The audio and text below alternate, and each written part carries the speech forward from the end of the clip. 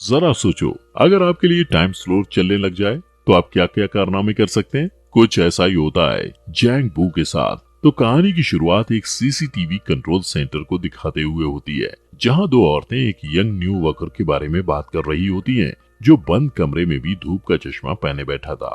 तभी अचानक सबको एक कैमरे में दो चोर भागते हुए दिखाई देते हैं, जिसके बाद कर्मचारी अपने बॉस को इसके बारे में खबर देते हैं और वो तुरंत पुलिस को बुला लेता है। ऑफिस में हर कोई सीसीटीवी कैमरे पर उन चोरों को ट्रैक करता है, पर वो चोर जल्द ही सबकी नजरों से गायब हो जाते हैं।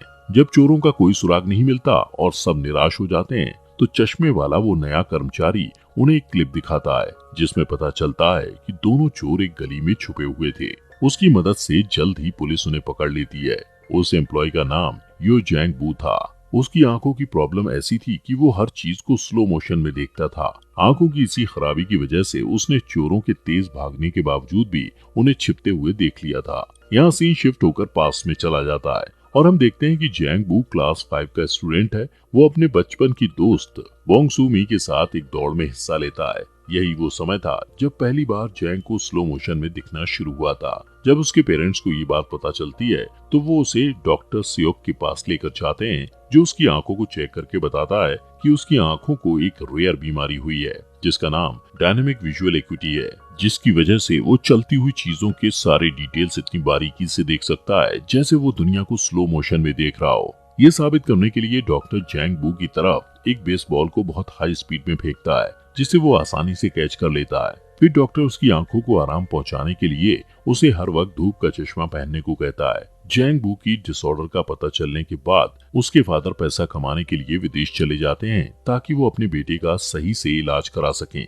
जैंग बू घर में अपनी माँ और छोटी बहन के साथ रहने लगता है। वो कहता है कि ये बीमारी उसके लिए एक आशीर्वाद और एक श्राप दोनों है। जहाँ उसे स्लो मोशन में लड़कियों की उड़ती हुई स्कर्ट देखकर मजा आता है, वहीं स्कूल में धूप का चश्मा लगाने की वजह से उसे तंग भी किया जाता है। सूमी उसकी इकलौती फ्रेंड थी, जिससे अब वो प्यार करने लगा था। पर जैसे जैसे समय बीतता जाता है, जैंग की दोस्त होने के कारण लोग उसे भी तंग करने लगते हैं और मजबूरन सू को जैंग का साथ छोड़ना पड़ता है। उसके बाद जैंग का कोई और दोस्त नहीं बनता, इसलिए जैंग चाहता है कि उसकी आंखें पूरी तरह खराब हो जाएं। इसलिए वो हर वक्त टीवी देखता रहता है, लेकिन उसकी आंखें खराब नहीं होती, पर उसे सुपर हीरो वाले नाटक देखने की लत लग जाती है। वो सभी एक्टर्स को बारीकी से ऑब्जर्व करता है और उनके सारे दांव पेच सीख लेता है, पर प्रैक्टिस करने के लिए कभी बाहर नहीं जाता। उसके फादर पैसे बचाने के लिए छुट्टियों में भी नहीं आते। इसी तरह साल दर साल बीतने लगते हैं, पर एक दिन अचानक काम करते हुए एक्सीडेंट में उसके फादर की मौत हो जाती है और सब कुछ बर्बाद हो जाता है। उनकी मौत के बाद जैंग बू की लाइफ में कोई दूसरा मर्द नहीं बचा था। तब उसे डॉक्टर सियोक की याद आती है, तो वो उनसे मिलने के लिए जाता है। वो उसे अपने घर से बाहर निकलने और पैसा कमाकर अपने घर वालों की मदद करने की सलाह देते हैं। इसलिए जैंग बू सीसीटीवी कंट्रोल सेंटर में काम करने लगता है। यहाँ सीन शिफ्ट होकर फिर से प्रेजेंट में आ जाता है। वो खुद से बातें करता है कि उसे लोगों को स्क्रीन पर देखना अच्छा लगता है, क्योंकि इससे उसे उन ड्रामास की याद आ जाती है जिन्हें वो बचपन से देखा करता था। सिर्फ फर्क इतना था कि इस ड्रामे में सभी लोग मेन एक्टर्स थे। एक दिन उसका साथी वर्कर बियोंग सू उनके बॉस से जैंग के बिहेवियर के बारे में बातें करता है। वो कहता है कि जैंग बहुत चुपचाप रहता है और किसी से बात नहीं करता। वो अपने बॉस से वादा करता है कि वो जैंग का ध्यान रखेगा, क्योंकि वो एक टैलेंटेड लड़का है। इसके बाद से वो जैंग के पास ही बैठने लगता है और काम के दौरान उससे बात करने की कोशिश करता है। लेकिन शर्मिला जैंग बू उसके सभी सवालों का जवाब सिर हिलाकर देता है और मुंह से कुछ नहीं बोलता। कैमरा मॉनिटर करते वक्त वो काउंट करता है कि एक निश्चित जगह पर पहुंचने में लोगों को कितने कदम चलने पड़ते हैं। ब्योंग सू को ये सब अजीब लगता है, पर वो कभी उससे इस बारे में नहीं पूछता है। जैंग बू से घुलने मिलने के लिए वो उससे पूछता है कि उसकी कोई गर्लफ्रेंड है या नहीं। इस सवाल से जैंग बू को सू मी की याद आ जाती है और अगले ही दिन वो उससे मिलने के लिए उसके घर चला जाता है। सूमी बड़ी होकर एक खूबसूरत औरत बन चुकी थी, पर उसे पैसों की दिक्कत थी। उसका कर्जदार उससे झगड़ता है और सू को कहता है कि वो अपना घर बेचकर उसका कर्ज चुका दे। जैंग बू उसे दूर से देखता है, पर पास जाकर बात करने की हिम्मत नहीं जुटा पाता है। उस दिन से वो हर रोज सू को कैमरे में देखने लगता है। वो उसके डेली रूटीन को याद कर लेता है। सूमी हर रात एक कॉफी शॉप में सोडा पीती है और जैंग भी यही करने लगता है। फिर वो नोटिस करता है कि सूमी रास्ते में पड़े एक बेकार सोफे को देखती है, तो अगले दिन वो सोफे को खींचकर कॉफी शॉप के सामने कर देता है, ताकि सूमी उस पर बैठ सके।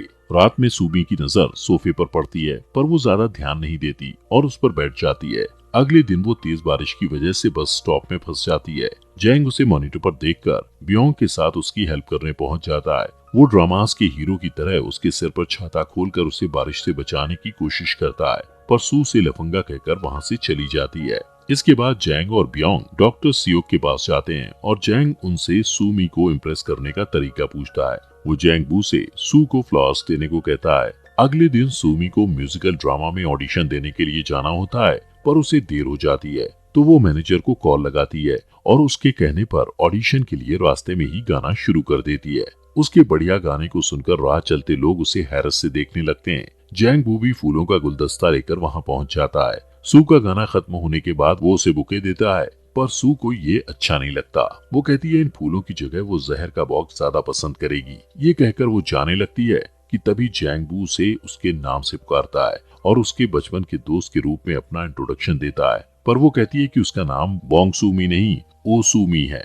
और इस तरह जैंग बू को पता चलता है कि आज तक उसने गलत लड़की का पीछा किया था, पर अब बहुत देर हो चुकी थी क्योंकि अब वो उससे प्यार करने लगा था। उस दिन शाम को वो दोनों अचानक एक दूसरे से टकरा जाते हैं, जहाँ सूमी शॉपिंग करके लौट रही होती है। जैंग को देखकर सूमी जैंग से अपने राशन बैग्स उठवाती है। फिर जब वो जाने लगता है तो वो उससे पूछती है कि वो बोंग सू मी को क्यों ढूंढ रहा है, तो वो कहता है कि वो बचपन से उसे चाहता है। दूसरे दिन ऑफिस में सीसीटीवी के मॉनिटर पर जैंग बू सूमी को किसी से फोन पर बात करते हुए देखता है। फोन करने वाला सूमी को बताता है कि वो म्यूजिकल ड्रामा में सिलेक्ट हो गई है।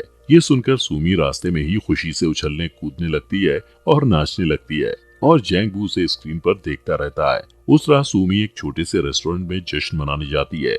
जब वो देखती है कि जैंग बू बाहर खड़ा उसे देख रहा है, तो वो उसे अंदर बुला लेती है। वो दोनों आपस में बातें करते हैं और सूमी उसे अपने गाने का स्क्रिप्ट दिखाती है और अपनी लाइंस गाकर प्रैक्टिस करती है। जैंग उसे बधाई देता है और उसे भी अपना टैलेंट दिखाता है। रेस्टोरेंट में मौजूद सभी लोग उस पर तेजी से स्पून फेंकते हैं और वो आसानी से कैच कर लेता है। अगले दिन जैंग बू सूमी के घर के पास चक्कर लगाते हुए अपने स्टेप्स काउंट करता है। ब्योंग सू मॉनिटर पर उसे ऐसा करते देख समझ जाता है कि वो रास्ते को याद करने की कोशिश कर रहा है। काम से लौटते वक्त सूमी देखती है कि जैंग बू उसका इंतजार कर रहा है। वो दोनों रास्ते पर अलग अलग टॉपिक्स पर बातें करते हैं और बातों बातों में सूमी को पता चलता है कि जैंग सीसीटीवी सेंटर में काम करता है और सारा दिन लोगों को देख सकता है। फिर वो दोनों उस कॉफी शॉप के सामने रुकते हैं जिसे सू अक्सर देखा करती थी। सूमी उसे बताती है कि उसे उस कैफे के ओनर पर क्रश है और ये भी कहती है कि उसके पास शानदार कार है।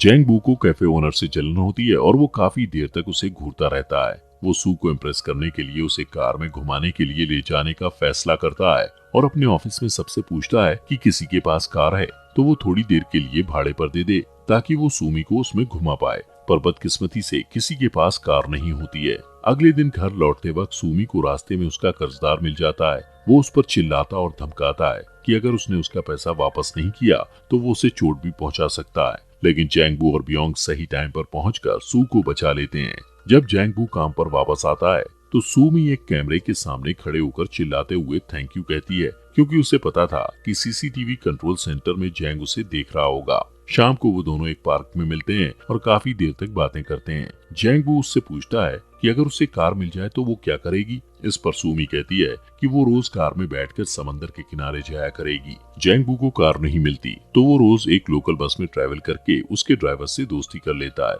उसने कैमरे पर उस ड्राइवर को रात के समय अकेले बेसबॉल खेलते हुए कई बार देखा था, इसलिए एक रात वो भी उसके साथ खेल में शामिल हो जाता है और बात बात में उसे अपने दिल की बात बताते हुए उससे अपनी हेल्प करने के लिए रिक्वेस्ट करता है और वो मान जाता है। अगले दिन ब्योंग सू बस ड्राइवर और जैंग बू सूमी को बस स्टॉप से पिक करके सी दिखाने के लिए ले जाते हैं। इसके लिए उन्हें बुसान जाना था। सूमी को खुश करने के लिए जैंग बू जो कुछ भी कर रहा था उससे इम्प्रेस होकर सूमी उसे पसंद करने लगती है, पर अचानक रास्ते में बॉर्डर पुलिस उनकी बस को रोक देते हैं और उस लोकल बस को दूसरे शहर में एंटर करने नहीं देते। सूमी गुस्से में पुलिस वालों से लड़ने लगती है, पर ब्योंग सू उसे शांत करता है। उनकी मेहनत बेकार हो जाती है और उन्हें सी देखे बिना वापस घर लौटना पड़ता है। सीन शिफ्ट होता है और जैंग बू का बॉस सबको बताता है कि शहर में औरतों को उठाने के केसेस बढ़ रहे हैं और उन्हें हर वक्त अलर्ट रहने की जरूरत है। ठीक उसी समय जैंग बू एक मॉनिटर पर सूमी को देखता है, पर वो तुरंत वहाँ से गायब हो जाती है। वो डर जाता है और भागकर वहाँ जाता है, पर वहाँ पहुंचकर उसे पता चलता है कि सूमी ने उसके साथ मजाक किया था। क्योंकि वो जानना चाहती थी कि जैंग उसे बचाने के लिए आता है या नहीं। इसके बाद सूमी उसके चश्मे को हटा देती है और दोनों एक दूसरे को किस करते हैं। फिर जैंग उसे घर छोड़ने के लिए जाता है और सूमी उसे अंदर आने को कहती है, पर सूमी देखती है कि कर्जदार उसके घर आए हुए थे और उन्होंने उसकी सारी चीजें बिखेर दी थी। वो उसे पैसा लौटाने के लिए धमकाते हैं। शोर सुनकर जैंगबू उसे बचाने के लिए आगे बढ़ता है, पर उसकी आंखें धुंधला जाने के कारण वो गिर पड़ता है। उन लोगों के जाने के बाद जैंगबू और सूमी बैठकर बातें करते हैं। कर्जदारों के फेंके हुए सामानों को समेटते हुए जैंगबू को सूमी की वो ड्राइंग्स मिलती हैं जो उसने अपने स्कूल डेज में सूमी के लिए बनाए थे।